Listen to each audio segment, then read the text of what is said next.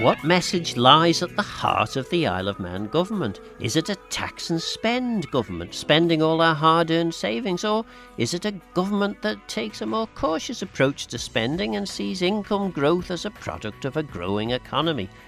Government's Our Island plan had some bold ambition, but is it being delivered? There's one man who should know the answer to these questions, and that's Chief Minister Alf Cannan. I caught up with him last week and we began by discussing the government's forthcoming roadshows. Well, I think it is important that we do have a programme of public engagement.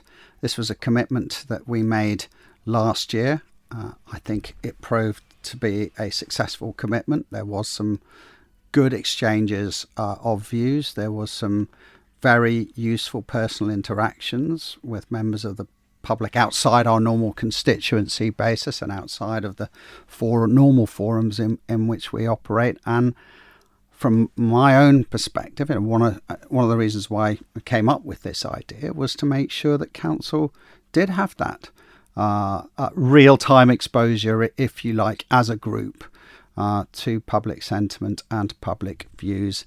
And, of course, we will be going through that same process next week, and you'll be, if you're broadcasting this on Sunday, it will in fact be on the Monday, where we'll be in Ramsey Grammar School. You had a question in relation to what the impact of these roadshows were. What's your view as to how these roadshows work and how people's feedback influence what you do? Well, absolutely, there's an element of specific factual information that is imparted, and there's obviously also an element of sentiment that is expressed. So, I think I reeled off a whole raft of facts to Laurie Hooper about things that had changed as a result of those roadshows.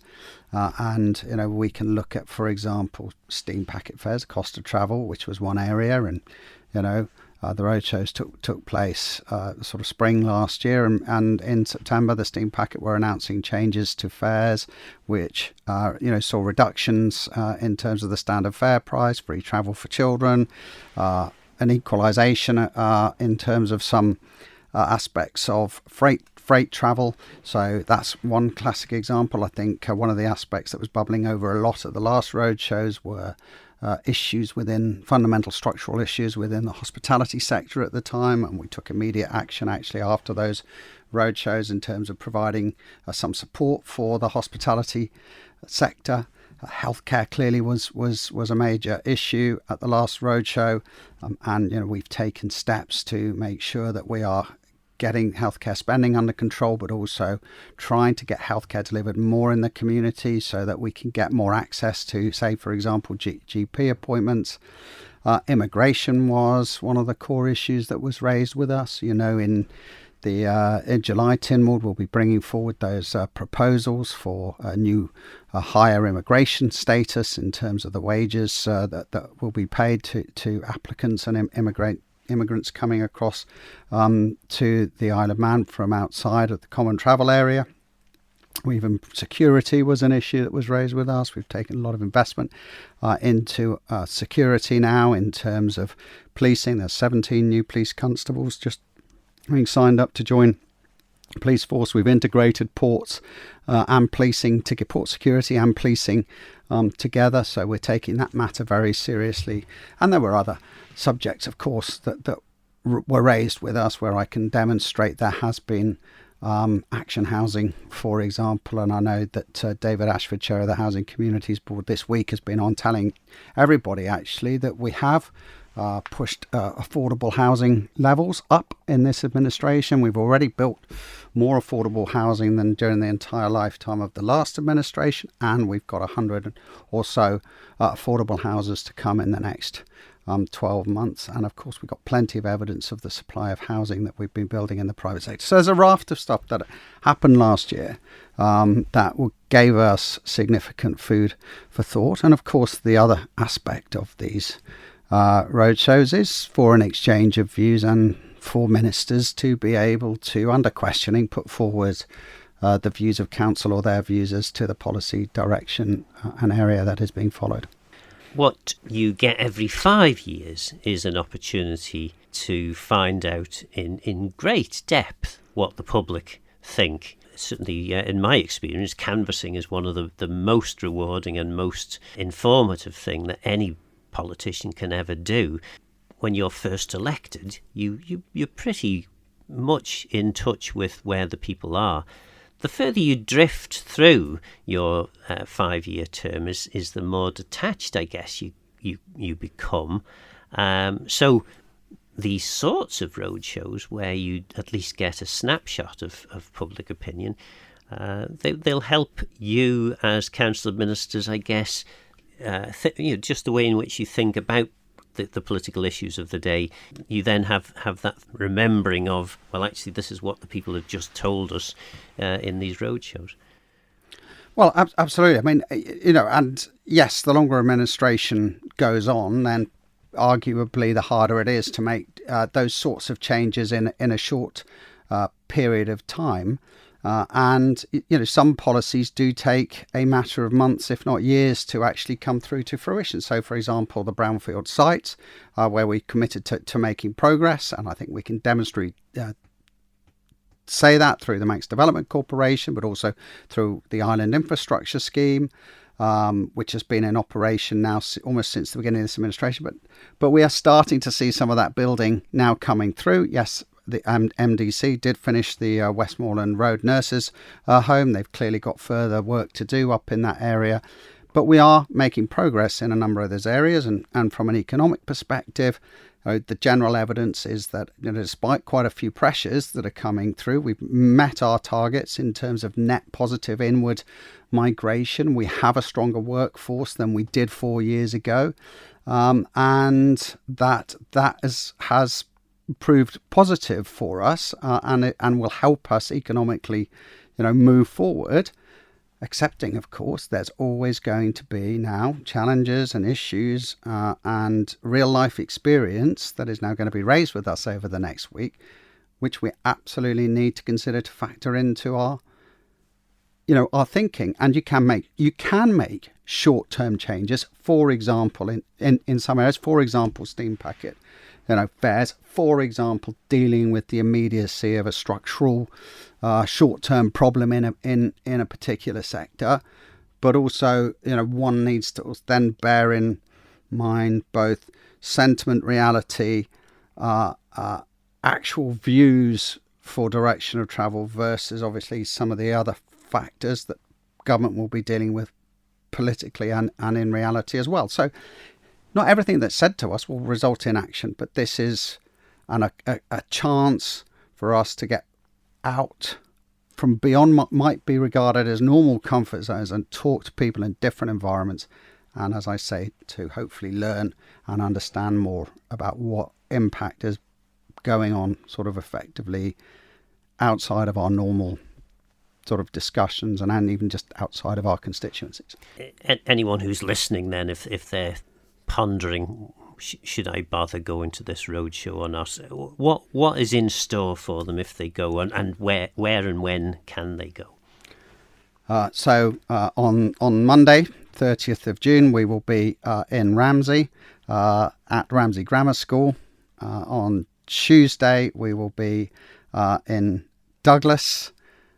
On Wednesday, we will be down at Castle Rushen, and on Thursday, we will be in the West in Peel.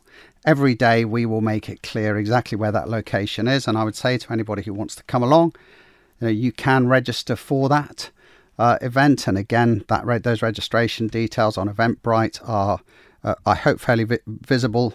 And look, if you just want to come along in the evening, please come along. And there's obviously a slight risk that we will be at capacity, but as it stands, there is room to welcome people on the night at these events.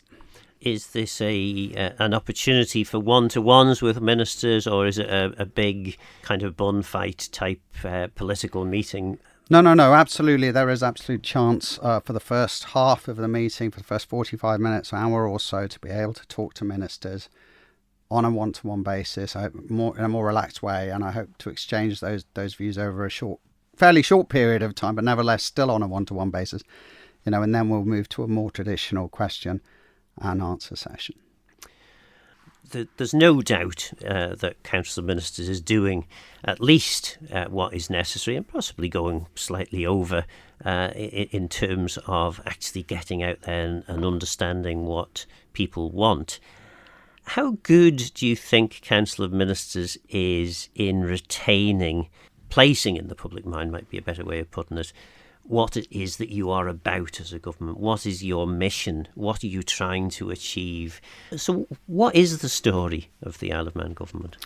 It is a government that has taken the island forward through a period of great change, and a period in which there has been a great deal of international uncertainty. And we started off with a vision to build the island and to put the platform down for the future, dealing with the big issues that we were facing, particularly around the island's demographic issues.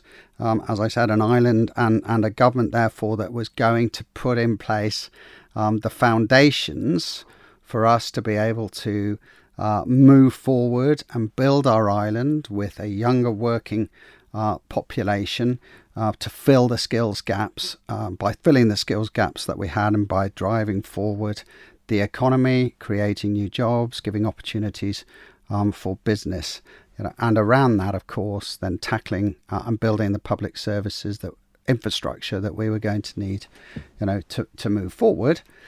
And I think alongside that, Phil, the uniqueness, I guess, of the challenges of the last 4 years, to put into context, particularly have focused around energy transition, future energy provision in particular, and also, I guess, the economic circumstances outside of this island, which have proven to be, incredibly challenging. And now, of course, we are seeing this AI revolution coming forward, at pace. Perhaps yet to see the impacts of that, but as a government, we've also now got to get on top of that. So I, feel that actually, when we started off with the low figures that we had from an economic perspective, the numbers of people out of work, the numbers of people we needed to get into work, we've increased the numbers of people in work, we've increased median earnings, tax receipts are up and performing better than what they were. We've exceeded, and I think the expectations when it came to things like affordable housing, and I can talk to you just earlier about how we've exceeded the last administration's totals, and we're continuing to move forward in terms of that programme. How we have, continued to try and push forward with the energy programme that we will need to try and develop in years to come. And of course, alongside that, we have achieved aspects in terms of improvements, for example, in education, where we have put in a new performance criteria for our schools, so we're able to now start to see, and we've got to build that and improve it, but now the foundation is there, and we haven't had that measurement for a long time. And of course, in central government itself, where the issue and size of government still arguably remains an issue, but putting in place reforms now and the opportunity for greater efficiencies through, for example, the Operations Performance Board, which we have done now effectively, I would argue, by bringing in the private sector experience to help guide and oversee some of the public sector delivery. Well, you mentioned there the private sector experience. I mean, what sorts of things have they picked up? Any examples that you can give as to how that experience is helping? So I'm committed to a £50 million efficiency programme to drive forward further efficiencies over the next 5 years. Much of the guidance in terms of putting in the foundations of that, how that is going to be delivered and successfully measured is absolutely critical, and we need to see the results of that in terms of clear evidence that the financial resources have been freed up. And alongside that, we need to clearly demonstrate where that extra money has either been invested or how it has been used to further sort of increase the efficiency of government, and of course whether government has effectively downsized alongside it. Because the point about digitalisation, and much of this efficiency programme is around digitalisation, whether that's the income tax digital framework, the access that you have to pay things like your driving licence or your car tax renewals. All these types of programs are starting to take place and take shape. And the theory, of course, behind it is that it will give you as the consumer, as the customer, better access to the service that you want. And of course, that service is being delivered at a lower cost. I think the next stage of this, once we have more sight in terms of the program delivery, will be to be able to say, actually, the target size of government is now, 200, 300, 400 people less than where it was in when we began this program effectively, which was in 2024. So there is a lot of stuff going on behind the scenes in that respect. And that is encouraging, because the front of house side of things is less obvious. So anyone who has an interest in Tynwald, in the House of Keys, Legco, will have noted that, for example, I think there's only 11 bills that have been completed so far, and we were almost 4 years through, so there's only an opportunity for one more year's worth of legislation. 11 bills complete, 5 underway, but not completed. You would think that, particularly looking at our island plan and seeing the bold vision that was in that plan, that there would be legislative change backing that up, and absolute clarity that this government was going to change the rules, it was going to make things different. What's the reason, I suppose, for the lack of focus, what appears to be a lack of focus on the legislative programme? Well, I think the legislative programme has been very much dominated by a raft of primary legislation that has been sort of predetermined for us, of which there's been a lot of secondary legislation brought forward. But look, for this hasn't. I don't think you should necessarily judge the success of the government by numbers of pieces of paper that have been delivered, because we have had significant areas to tackle that don't necessarily predicate themselves on pieces of legislation. So particularly, let's say, getting on top of healthcare expenditure, healthcare governance, healthcare delivery does not predicate it itself necessarily just on pieces of legislation. Bringing forward the reform in terms of education, in terms of school inspections and how that was to be undertaken, doesn't necessarily need a piece of legislation to do that. It doesn't need a piece of legislation to drive forward efficiencies in government, and improving governance does not need legislation.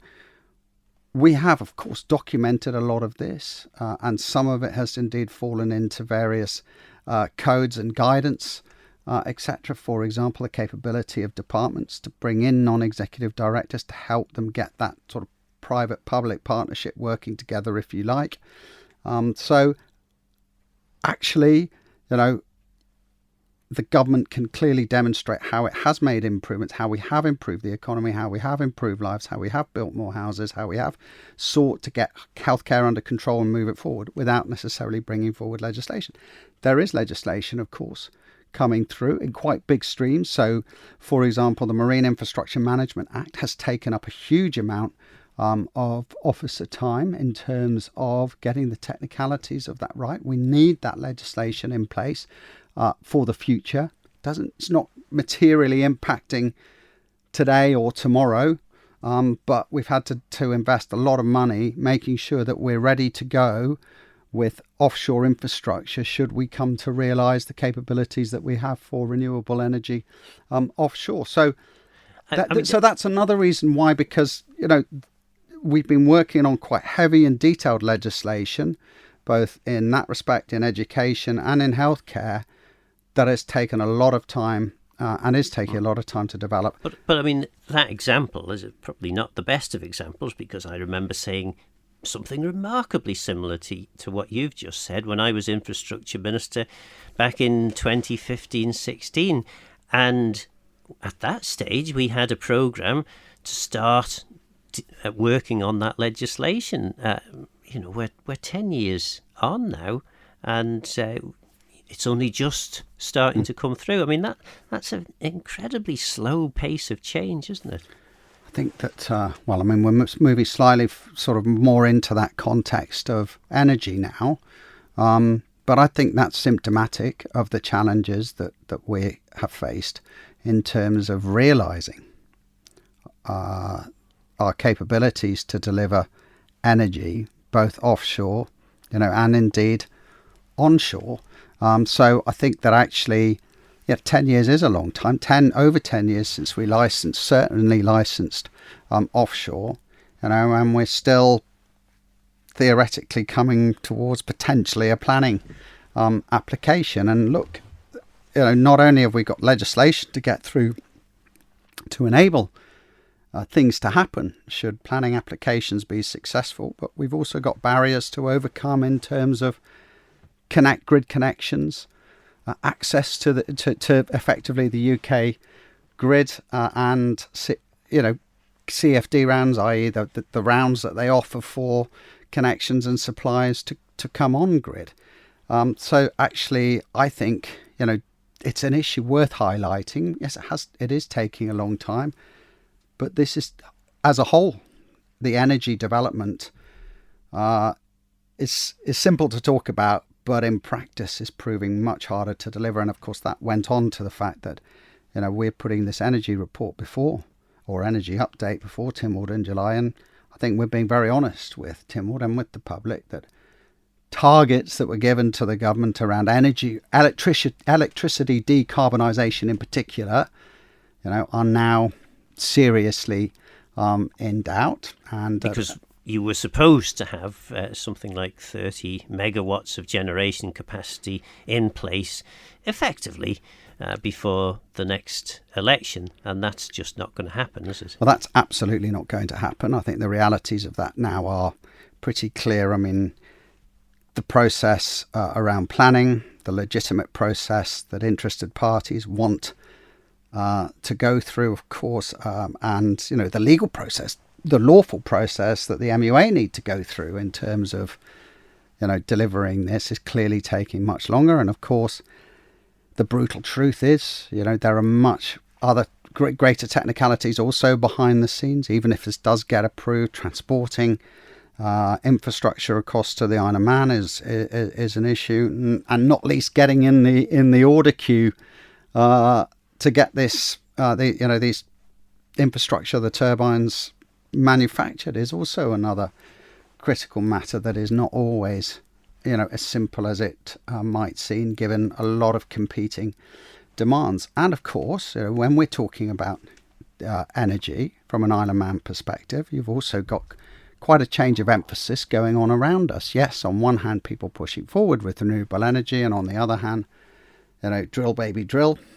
New president of the United States who's somewhat set a different tone from that respect. Countries like New Zealand, for example, reopening up access to oil and gas. The UK, it seems, changing its mind slightly about what's happening in the North Sea. I think we need to cut through that and retain a sense of pragmatism from an Isle of Man perspective.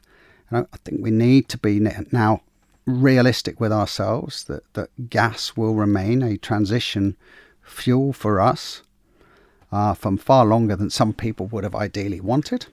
We need to prepare for that, but we also as a government need to continue to find ways to realise the potential of renewable energy and add that to our capabilities for longer term security.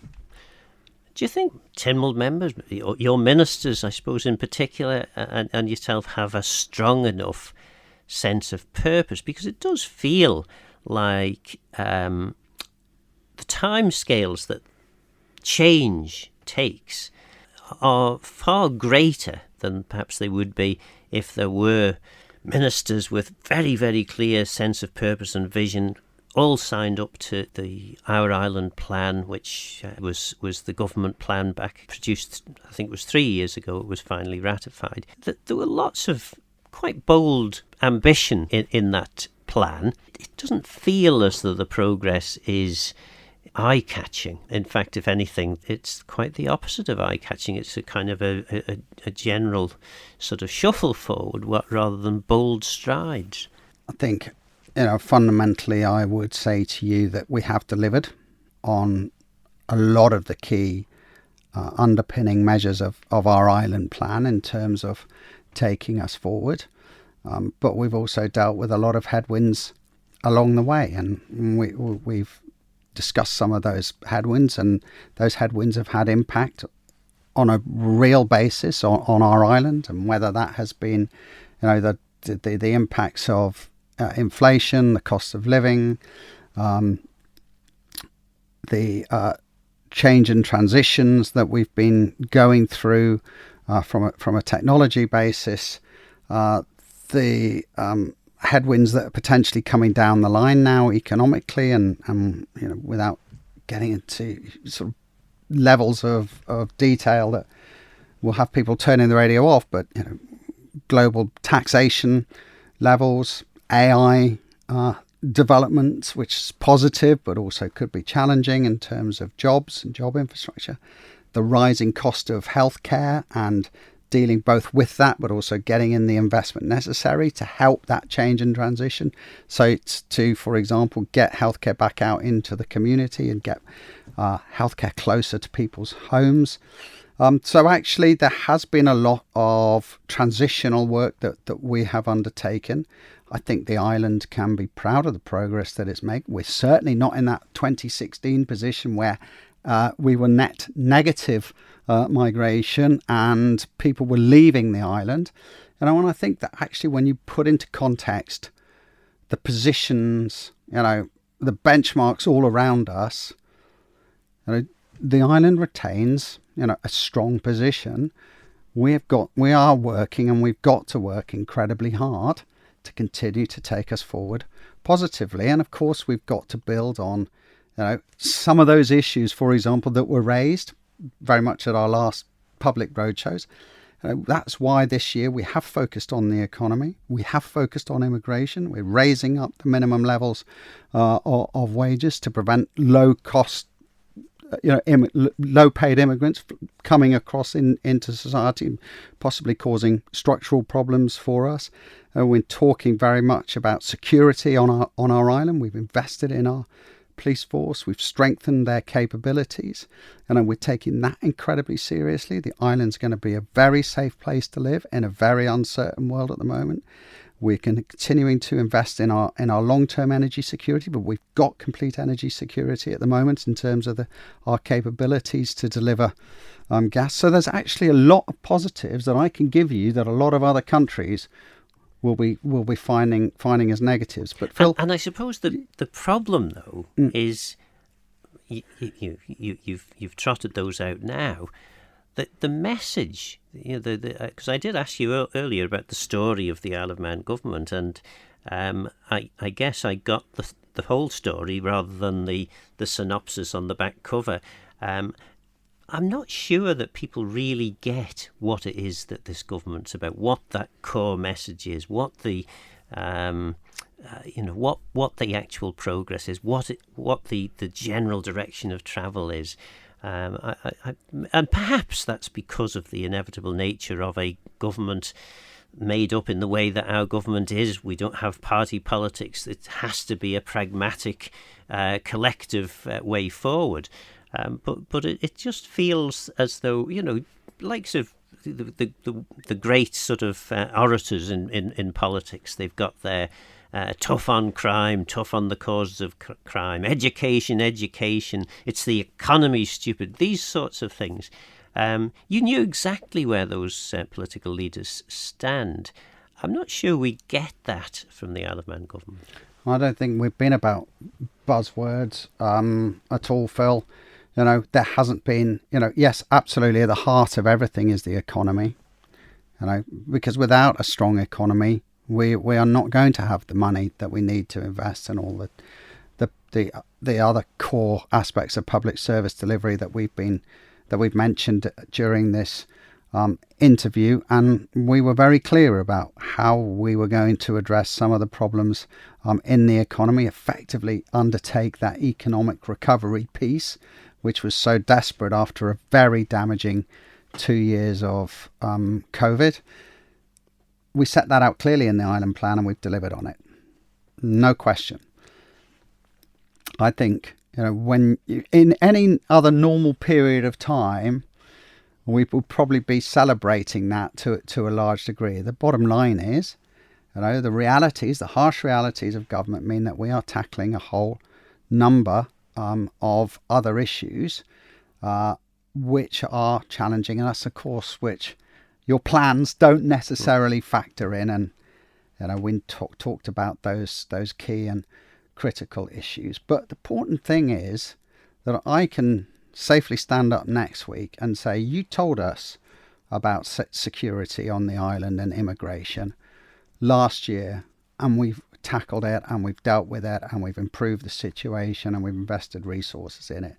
You told us about your concerns about the government's spending, and I can demonstrate how we are tackling that and the fiscal discipline and the measures that we're employing. You've told us about your concern about the size of the public sector, and I can talk about the efficiencies programme, and I can demonstrate the progress that we have made more broadly in a number of areas, including, for example, housing.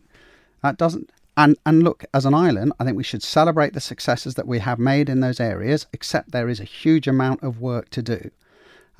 And also accept that, we have to keep working to push things forward, whether that is new digital strategies, investment in AI, moving faster and quicker with the efficiency program, or actually, determining more quickly how healthcare needs to change. But this is a very challenging environment in which we're operating, whether that's development of technologies, whether it's development of AI, whether it is energy connecting to grids, the investment needed, whether it is private sector coming through with new ideas. And I think sometimes we have to be very pragmatic. I think we're not just sticking our money on one horse. Particularly the easiest analogy for that is in energy, and we are having to consider whether or not simply laying a new interconnector and plugging into the UK grid is actually the most cost-effective and sensible way to deal with new developments in energy, which are taking place around us. So I would say to you, this is a pragmatic government. This is a hard-working government. It's not all been about fancy headlines, but the environment around us has never really been particularly geared up to deliver those. But the underlying evidence will be that we have succeeded in delivering what we set out to do in a number of different ways. Is Tynwald more divided now than you have seen in previous Tynwalds? It certainly appears that there are quite clear factions in Tynwald, and they don't seem to mix particularly well. There's no... you talk there of pragmatism, but pragmatism doesn't seem to cut it when it comes to the different factions in Tynwald. There's this is my way, and that's the other person's way, and there's no meeting in the middle. Is that fair? Well, I'll try not to stray too much into the parliamentary business. I think, but it's relevant. It's relevant for how you deliver as a government. It is, absolutely. Look, and my job as Chief Minister is to try and bring some sense to many different perspectives and different points on that political spectrum, and to, particularly around the Council of Ministers table, try and find the unified way forward. That has been our political structure for a number of decades now, and probably no different to the chief ministers that have gone before me, although arguably some of the breadth of political views and the positioning on that spectrum is in some areas, as wide as it's been possibly, in my experience, certainly over the last 15 years. But nevertheless, you have to bring that together. There has to be a sense of pragmatism, I think, from all parties. If they are in that understanding that have to be collegiate to take the island forward. And look, I think it's all politicians, in my experience, do want to see, progress. But yes, absolutely. Of course, there are, outside, the Council of Ministers, there are clearly frustrations and people pulling in different directions. I think inside the Council of Ministers, we are maintaining a committed approach to pushing the island forward.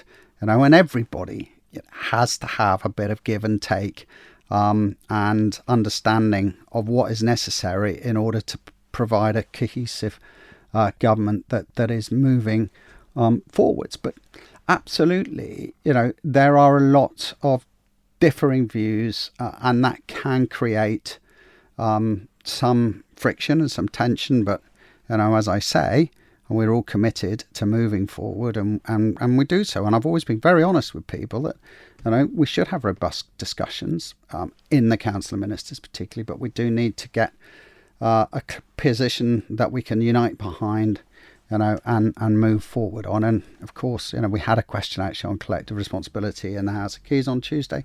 Absolutely, the rules apply. If you don't agree with the position and you either object so much that it's beyond your capacity to stay in the bounds of collective responsibility, then there is a route, of course, but that route means that you need to offer your resignation and go and fight that particular cause in your own way, which people are perfectly entitled to do. So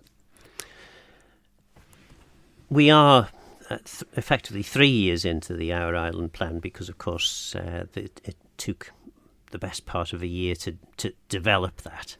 And that was partly because of the fact that you have a disparate range of views in Tynwald, and getting all those views together and creating a plan that everyone can get behind it's a lengthy process. But I guess, maybe I'm wrong on this, but I guess that when that plan was produced, you might have hoped that by the time we get into election year, more progress would have been made on the core issues. I mean, we will see where we are in 12 months. As I said to you, look, I think in a number of areas, if you go and look at it, we will have hit much of that headline data that we were looking to achieve.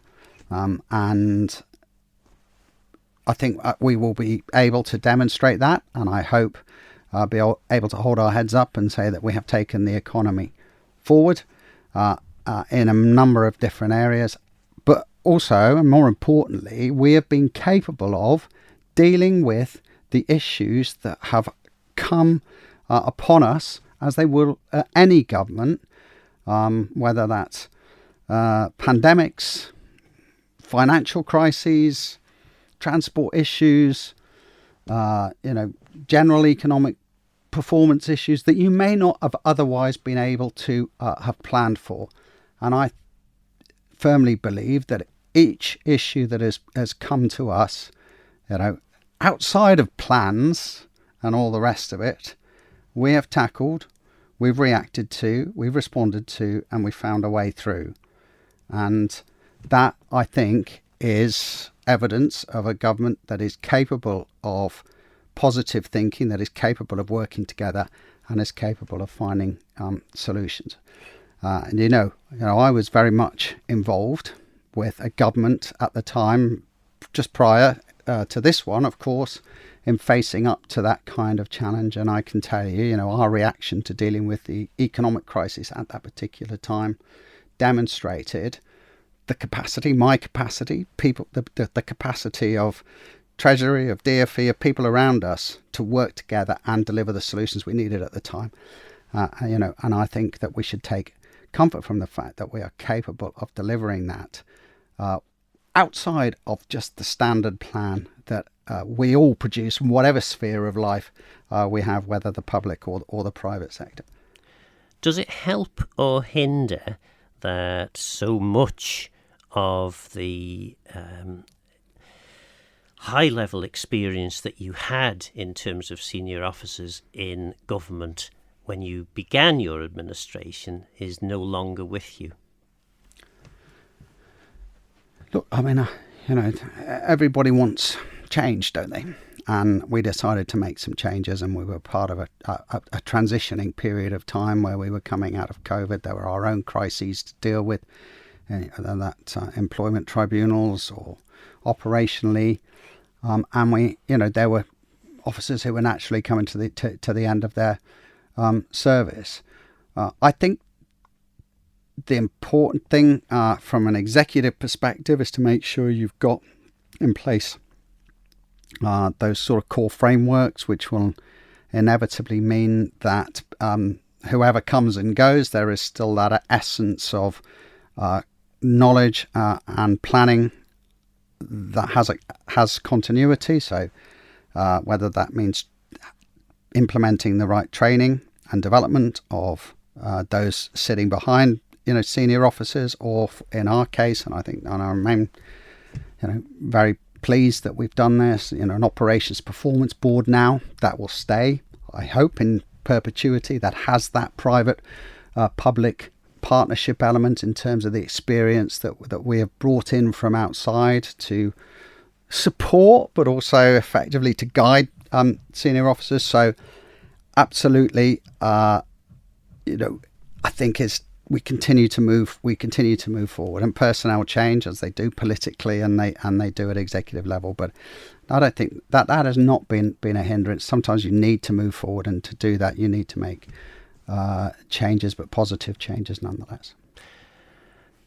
Your newest, or one of your newest ministers has cut a somewhat beleaguered figure in recent weeks. Michelle Hayward, obviously a DOI. How does that role between yourself as Chief Minister and any minister, but particularly new ministers who perhaps haven't got the same level of ministerial experience, how do you work with those ministers to work through some of the issues, for example, the public issue at the moment in relation to the 20 miles an hour speed limit, under which the minister's taken quite a lot of flack? I mean, how do you work with a minister to help them through those sorts of situations? Well, every minister obviously is different in terms of their own beliefs and how they want to take forward and put their mark on their particular role. I'm always open to talking to ministers and to try and offer my perspective in terms of where there are areas that I can contribute in terms of my experience, but also how to try and make sure that they are incorporating the broader views of the Council of Ministers. Look, we had a debate in House of Keys literally yesterday, on Tuesday, regarding 20 mile an hour zones. I know it's been hugely controversial. I know that there has been a lot of flack directed at the minister. I think I was clear in terms of being able to put forward a point and perspective that this was not on my agenda, on the Council of Ministers' agenda in terms of our island plan. But effectively, again, this has been something that Tynwald effectively had determined to sort of take forward almost in their own right. And clearly now it has become a requirement of Tynwald that government roll this out. Look, I've been speaking to the minister. She knows, and I know, there is a huge amount of public objection, but also some degree of public misconception in that this is some form of all-island 20 mile an hour policy. It's absolutely not. And I've been trying to work with the minister to help understand how we can better explain the position, but also go about this in a sensitive and proper and considerate manner, where it can be demonstrably seen that we're working with local communities rather than forcing local communities to have something imposed on them that they don't otherwise want. This is very much restricted to residential areas. And I know that the Minister, there have been clearly some issues at the start of this. The Minister's got a grip of this now. I believe there's no more poles will be installed until absolutely final decisions have been made. The Minister's committed to extensive consultations. He's even committed to coming back after consultation to local authorities, to MHKs, to highlight those impacted roads. And I hope that we can get through this now as efficiently, effectively, and as considerately as possible, so that we can move on. Because, brutally, Phil, on the great scheme of issues that this government is tackling and dealing with, this is not one really that is going to be in the top 5 or even the top 10. We are facing and set out our fundamentals, around sort of economic delivery, healthcare, education, etc. But we will deal with this as considerately as possible, and then seek to move on. And of course, when you say it's not in the top 10, it may not be something you want to be in the top 10 in terms of government priorities, but I guess, I'm no fortune teller, but I can't imagine your roadshows are not going to have quite a significant element of 20 miles per hour speed limits. Absolutely. Because it's become a very important public issue. So I'm not discounting that. I think I was just trying to put it into context in terms of, where otherwise this would have sat. And I clearly, as I said, there's been a huge amount of public concern, and rightly we will have to deal with that and to talk to people and on a one-to-one basis, but also publicly as well. But as I said, I've just tried to put this into context in terms of where we came from originally from this. Absolutely were we interested in local community areas and space and making places more habitable and improving green spaces and people's lifestyles. But of course, the sort of blanket approach to this, which sort of came through eventually, was probably not in the great spirit of how it was intended. And as I said, we need to move this forward because I have to accept that it has a democratic mandate effectively behind it, through Tynwald representation and through Tynwald voting. Need to deal with it considerately now, and we really do need to demonstrate that when going out to different communities, we are cooperating and listening to that community feedback and dealing with matters considerately. We're almost at the end of the programme now. We've just got about a minute left. What's your ambition for the next 12 months? What are you hoping to achieve? Very much, the economy now, it's going to be front and centre of a lot of our thinking and I hope delivery.